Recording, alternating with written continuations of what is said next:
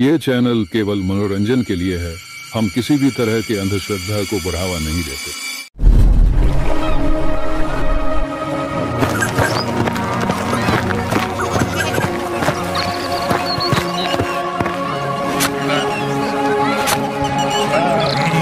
अरे हरिया, तुम अभी तक खेत में क्या कर रहे हो? अंधेरा होने वाला है, घर चले जाओ, वरना तुम्हें पता है ना। हाँ मान सिंह, पता है, मुझे डराओ मत, पर थोड़ा सा काम बचा है, ये निपटा कर जा ही रहा हूँ।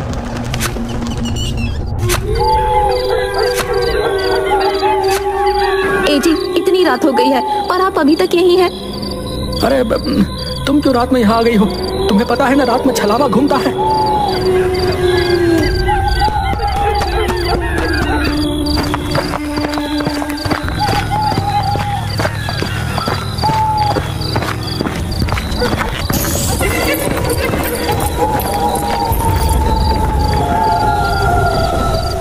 क्या हो गया?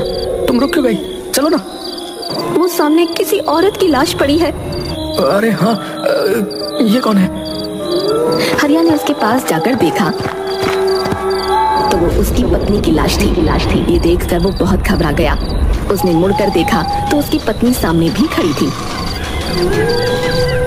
वो उसके पास पहुंचा।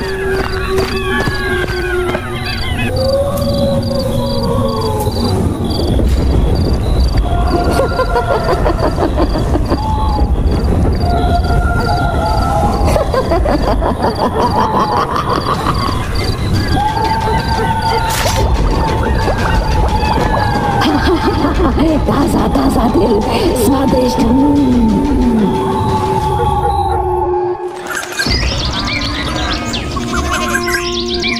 जब हरिया के छोटे भाई रमेश के पास पहुंची तो वो अगले ही दिन गांव आ गया।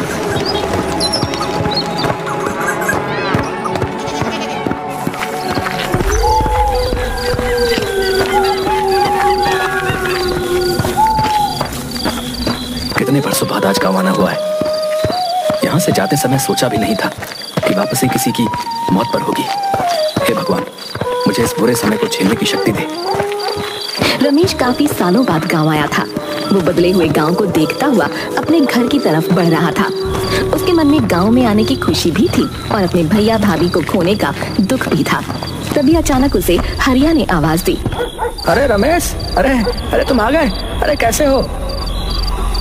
भैया आप तो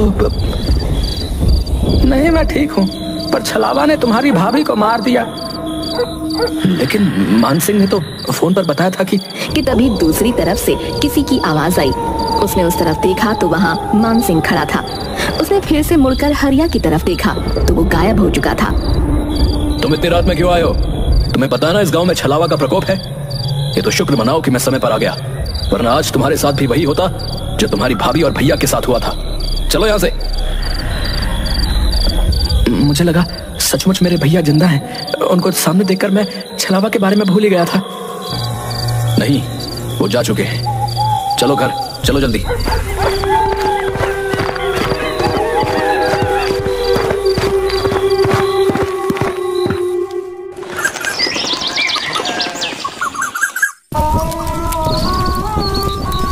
भैया, मैं आपकी चिता की अग्नि को साक्षी मानकर ये कसम खाता हूँ कि मैं उस छलावा से आपका बदला जरूर लूंगा।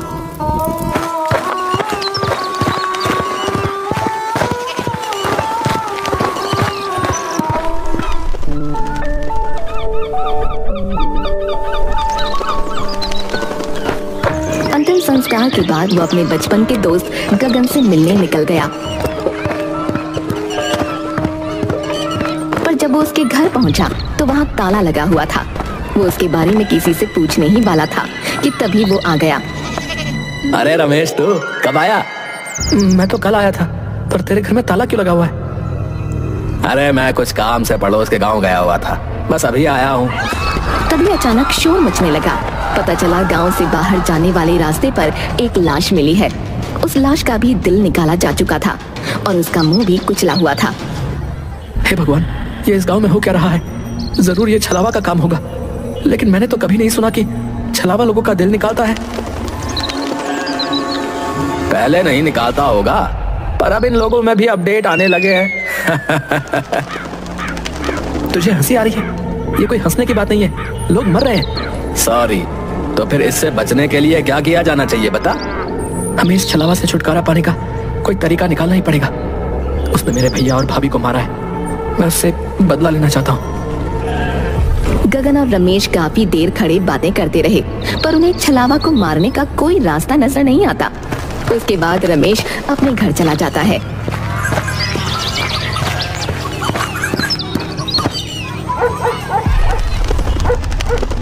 मैं छलावा से बदला तो लेकर रहूंगा, कुछ भी हो जाए। रमेश छलावा को मारने के तरीके सोच रहा था। किसी ने उसका दरवाजा जोरों से खटखटाया। वो झिझक गया। कौन है? कौन है? अरे मैं हूँ मान सिंह, जल्दी से दरवाजा खोलो, छलावा ने किसी को मार दिया है। आता हूँ। रमेश हड़बड़ाहट में उठा और उसने जाकर दरवाजा खोला। सामने मान सिंह की लाश पड़ी थी। उसके सीने से उसका दिल निकाला जा चुका था और जमीन खून से लाल हो चुकी थी। ओह माय गॉड, ये क्या हो गया? मान सिंह, तुम्हारे साथ ये किसने किया? मैंने।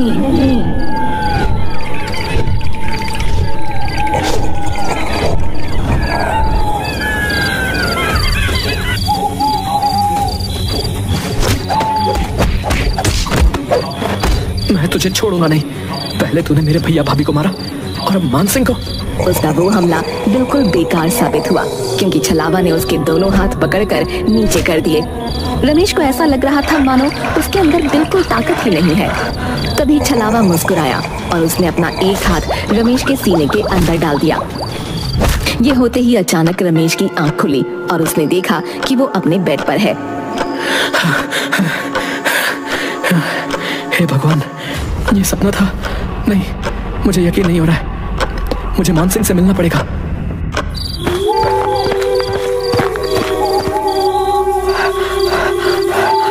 अरे क्या हुआ, तुम ऐसे हाँफ क्यों रहे हो? मैंने सपना देखा कि छलावा ने तुम्हें भी मार दिया और मुझे भी। मैंने अपने बड़े बूढ़ों से सुना है कि अगर तुम्हारे सपने में कभी छलावा आए, इसका मतलब वो आसपास ही है। कहीं तुम छलावा ही तो नहीं? अरे पागल, मैं छलावा नहीं हूँ, तो खुद मेरे पास चलकर आया। कहीं तू तो छलावा नहीं? क्या हुआ भाई, तुम लोग क्यों इतनी रात गए लड़ रहे हो? तो क्यों इतनी रात में टहल रहा है? तुझे नहीं पता रात में छलावा आता है? अरे मैं तो पीकर टुन्न रहता हूँ, छलावा मेरा कुछ नहीं कर सकता है। अरे तुम उसे छोड़ो, वो तो पिया हुआ है। ये बताओ कि छलावा कहाँ होगा?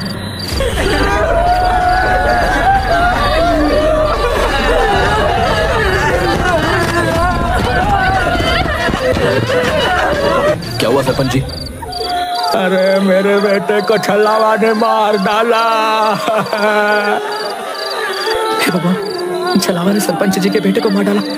सरपंच जी, अब तो आपको कुछ करना ही पड़ेगा। सरपंच जी के बेटे की मौत ने पूरे गांव को हिलाकर रख दिया था। रमेश, मान सिंह और गांव के कई लोग एक जगह इकट्ठा हुए और छलावा से छुटकारा पाने का प्लान बनाने लगे। इस छलावा को रोकना ही होगा, हमें कुछ करना पड़ेगा। लेकिन कैसे? वो तो रात में आता है और हमें अंधेरे में दिखाई भी नहीं देता।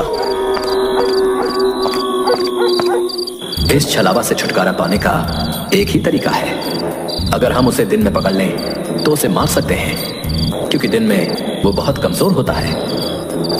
पर वो दिन में भला कैसे मिलेगा? तो बस ये तरीका है कि हमें उसे रात में ही किसी तरह फंसाना होगा और फिर सुबह होते ही उसे मारना होगा। हमें ऐसा जाल बिछाना होगा जिससे वो निकल ना सके। गांव के लोगों ने मिलकर एक योजना बनाई।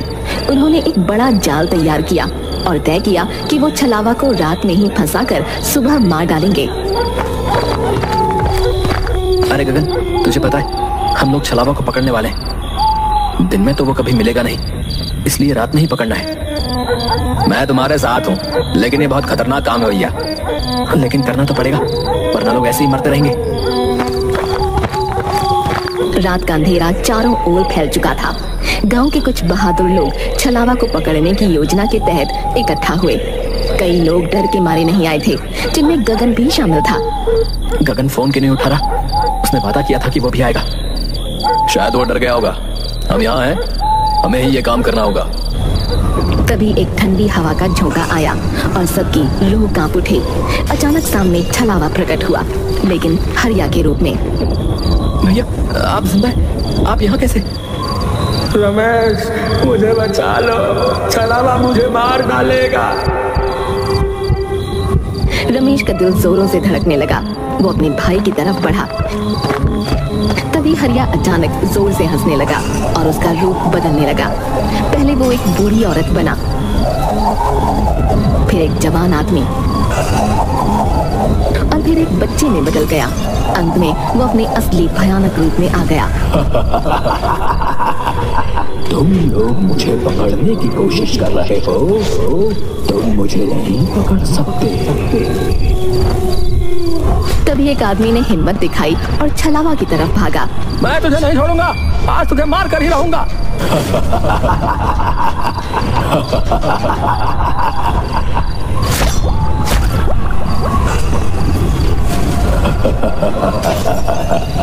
ये लो तासा तासा दिल खाओ। वहाँ मौजूद सभी लोग सन्न रह गए, जबकि छलावा वहाँ से गायब हो चुका था। ऐसा लग रहा था मानो वो उन लोगों को यही बताने आया था कि तुम लोग मेरा कुछ नहीं बिगाड़ सकते। छलावा को ये कैसे पता चला कि हम उसे पकड़ने वाले? क्या वो अंतर्यामी भी है? नहीं, छलावा अंतर्यामी नहीं होता, कुछ गड़बड़ है। ये सुनकर रमेश सोच में डूब गया कि आखिर छलावा को ये पता कैसे चला।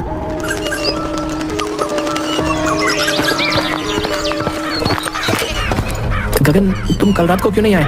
मैंने तुम्हें कई बार फोन किया। यार मेरी तबीयत ठीक नहीं थी, इसलिए नहीं आ सका यार, सॉरी यार। रमेश और गगन गांव की गलियों में टहलते हुए एक पुराने मंदिर के पास पहुंचे। चलो मंदिर के अंदर चलते हैं, थोड़ी शांति मिल जाएगी। नहीं नहीं, मैं मंदिर के अंदर नहीं जा सकता, मेरी तबीयत अभी भी ठीक नहीं है। क्यों बहाना बना रहे हो? चलो अंदर।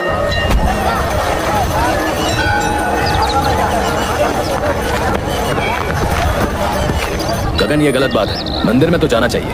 हाँ हाँ अंदर चलो, तुम्हें अच्छा लगेगा। नहीं मुझे छोड़ दो, मैं अंदर नहीं जा सकता। गगन पूरी तरह छटपटाने लगा, लेकिन रमेश, मान सिंह और सरपंच ने मिलकर उसे पकड़ा और मंदिर के अंदर खींच लिया। मंदिर के द्वार के अंदर जाते ही गगन जोर जोर से चीखने लगा।